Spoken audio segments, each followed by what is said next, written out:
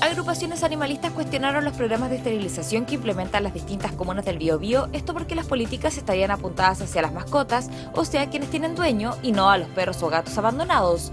Los perros no son callejeros ni son vagos, tuvieron dueños que los abandonaron, así que son perros abandonados, asegura Verónica Yanquilev del Grupo Unido de Animalistas Urbanos Talcahuano.